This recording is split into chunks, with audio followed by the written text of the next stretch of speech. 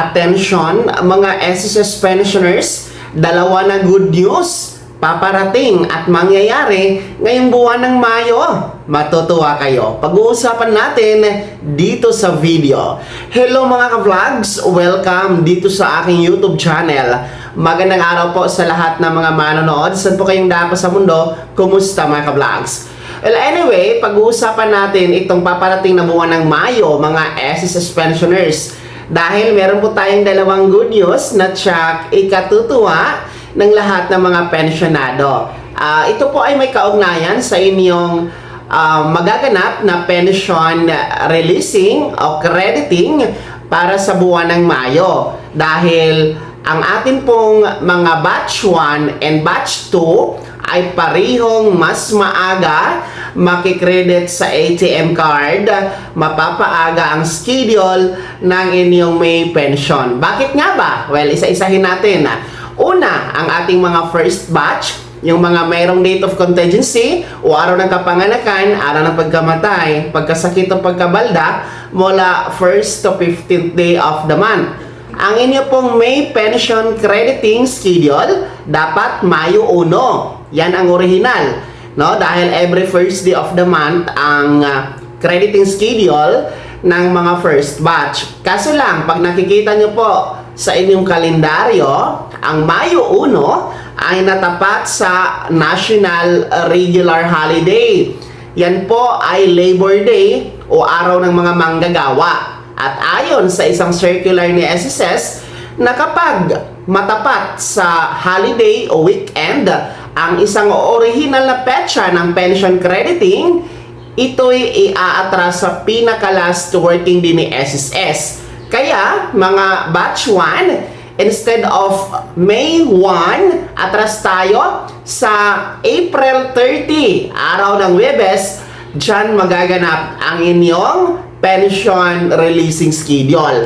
Well, advance ito ng isang araw. Kahit papaano, mas maaga nyo pong magagamit at makukuha ang inyong May pension, mga batch 1. Pangalawa, yung atin pong mga second batch, yung mga meron pong date of contingency o araw ng kapanganakan, araw ng pagkamatay, araw ng pagkasakit o pagkabalda mula 16 to last day of the month. Ang inyo pong original na petsa para sa Mayo ng pension crediting ay May 16. Kasi every 16th day of the month ang original na petsa ninyo ng pension crediting. Kaso lang, kung titignan natin uli ang kalendaryo, ang May 16 ay natapat sa araw ng Sabado. Uulitin ko, ayon sa isang circular ni SSS na kapag ang isang original na petsa ng crediting schedule ay matapat sa holiday o di kaya naman po weekend, no? Gaya nito, Sabado para sa Mayo 16. Ang mangyayari dyan, atras tayo sa pinaka-last working day ni SSS.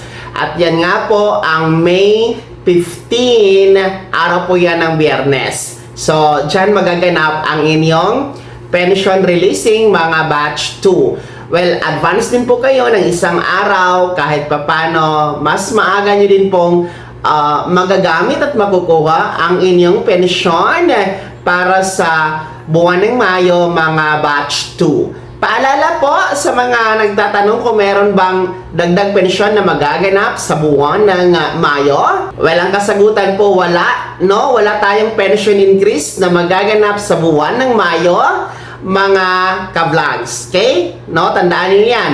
Ang inyo pong pension increase ay mangyayari po sa June pa, no? Sa susunod na buwan, June.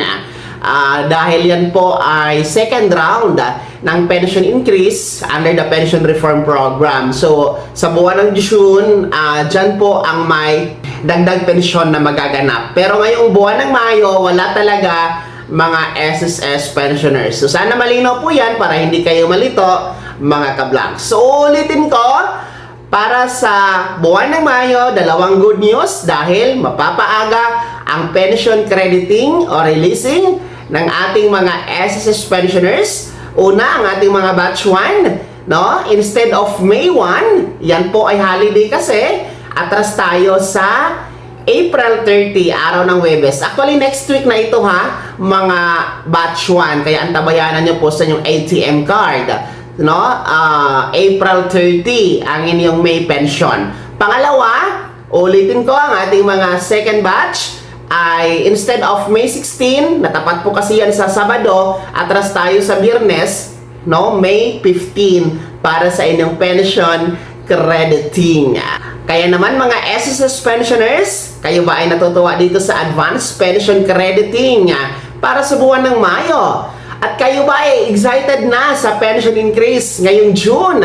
Lahat ng yan ibahagi nyo po sa comment section na nasa baba, pakilakip ng buong pangalan at kung taga saan kayo. Kung bago ka pa lang sa aking channel o di kaya di ka pa nakasubscribe, i-click nyo muna ang subscribe button na nasa baba. At kung nasa Facebook ka man, nanonood, paki-follow po sa ating official Facebook page para updated kayo sa mga videos na i-upload ko.